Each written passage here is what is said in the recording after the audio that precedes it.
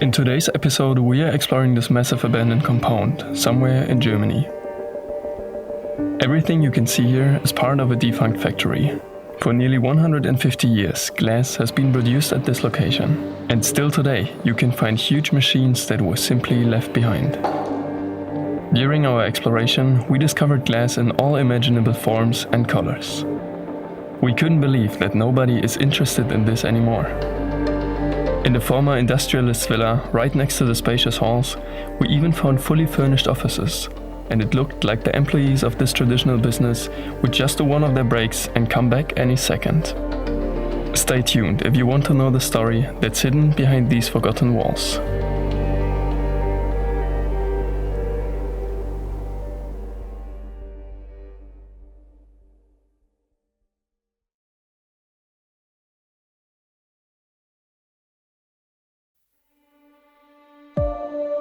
Around the first day of spring, we wanted to explore the old crystal glass factory. But before we sneaked inside, we wanted to get an overview of the situation first. The tower at the edge of the property seemed to be just perfect for that. In a group of 4, we were looking for a way inside. But right at the beginning of the stairs, there was a nasty surprise. What the hell happened here? Okay, we tried to forget that image and continue with our mission. We wanted to see 2 things from the top of this tower. First of all, is there an inconspicuous way inside? And secondly, is there anybody on the compound? We heard of several police arrests in the past few months, and obviously we wanted to avoid getting in trouble. So, let's take a closer look now.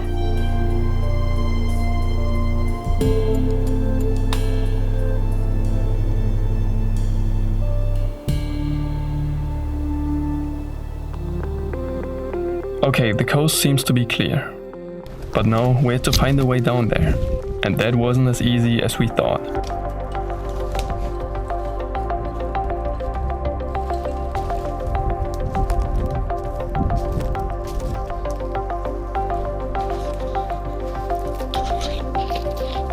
That's definitely not the Urbex Highway.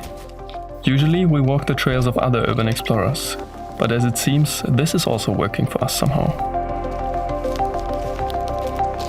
Already next to the factory buildings, we were finding the first products made of glass. A whole pile full of small, colorful stones. This made us curious of what was expecting us inside. But at first, we had to get in somehow. And that isn't always super easy, especially not as a taller person. But in the past, we were climbing through much more smaller holes. So we could make this as well. Whoops, it's probably not a good sign when the windows are already splitting at a minimum load.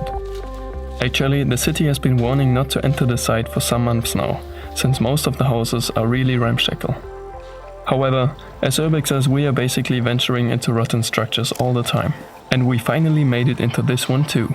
So, let's stop wasting any more sunlight and start exploring this great factory floor.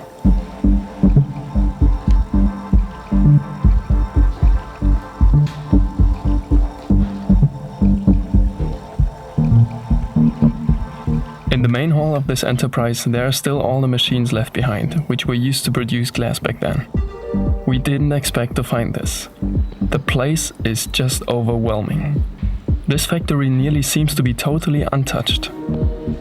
There are only a few spots with graffiti, but luckily most parts of the hall were spared vandals.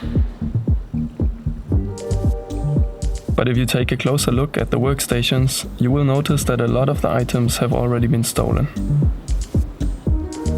However, the place has been abandoned for only a few years now. How long exactly is revealed by a calendar we found in a small office.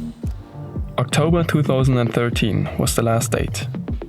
Next to the calendar, we were spotting this on the table. Okay, let's better not touch those. In general, you shouldn't explore this factory without suitable protection. In the past, they were working here with toxic substances, like lead for example. Today, most parts of the area are contaminated. To be on the safe side, we were cleaning our whole equipment thoroughly after the exploration. Shoes, bags, cameras. We didn't want to take any risks. The glass craftsmanship has a long tradition in the region. Usually companies were founded where required raw materials were cheap and available in great numbers. That's why a glassworks was built here around 150 years ago. At this point, this was probably the largest facility of its type in the area. But in the next century, it was already shut down. Until it was taken on and reconstructed by an entrepreneur in the 1930s. Now the glass foundry could continue operation. But during the time of World War II, especially the focus on production essential for the war effort kept the employees busy. The glass production didn't continue until the post-war period. Crystal glass and leaded crystal were manufactured in a laborious process. At first, the raw materials like sand needed to be fused at extremely hot temperatures and then brought into shape. After that, the pieces were polished and decorated lavishly. Several hundred employees were working here at peak times. After an unsuccessful integration into another company in 1990, this glass factory had to declare bankruptcy in the following years. It was tried to sell the property at several auctions, but there were simply no interested parties. Due to the massive contamination, a comprehensive rehabilitation of the site would be simply too expensive. But that is not the end of the story. Around the turn of the millennium, multiple smaller companies were settling here. One of them was responsible for all those bags with the colorful stones in it we found everywhere in the main hall. This is glass granulate.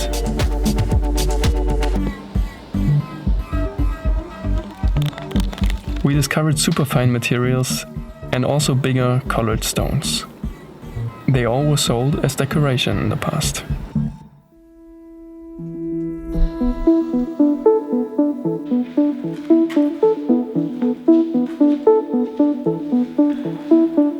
In the neighboring halls there was much less to discover. Here barely anything was left behind.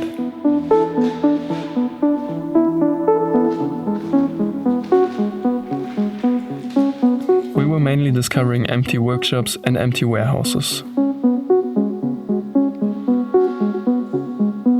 Until we found a dark corner in which we were discovering something odd. Dozens of bicycles and several other objects were stashed here. Are these stolen goods? Or is this just a part of the old company inventory? However, those bikes are still working at least.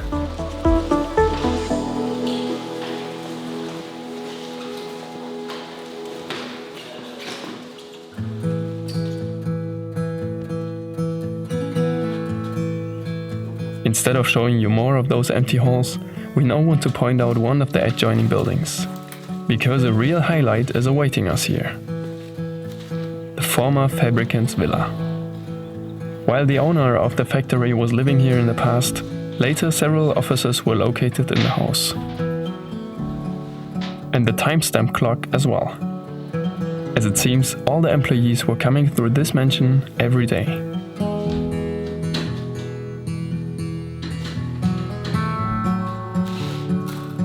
At first we thought that all the valuables had already been stolen. But then we discovered this exhibition piece.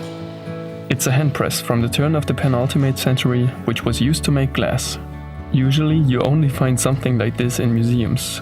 But here, such a historical piece is rotting away in an abandoned factory. On our way upstairs, we discovered another special site.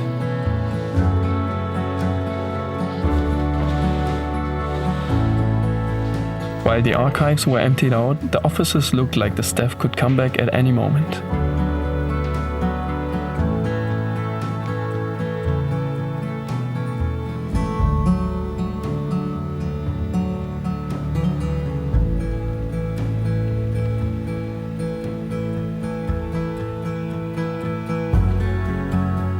If you see the meeting room, you could hardly imagine that this place is really abandoned. Everything seems to be broom clean. Also here we found a lot of those glass nuggets. There's even an exhibition room where all those different glass granulates were presented. Let's see what else we can find.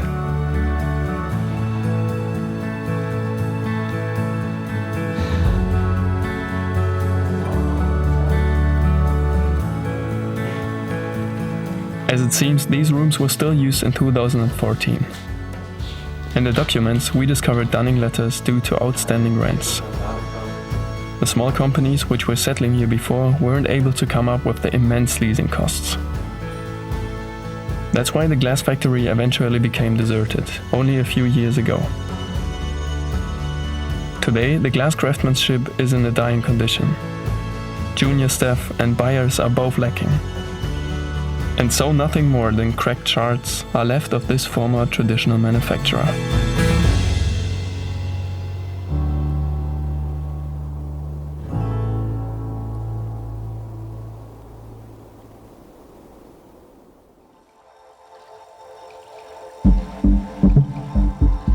This place is why we love industrial abandonment so much. Next time we will have a very special episode for you guys, which is totally different to all the other videos on our channel. If you want to help us making documentaries of even more impressive sites, take a look on our page on Patreon. Thanks and keep exploring.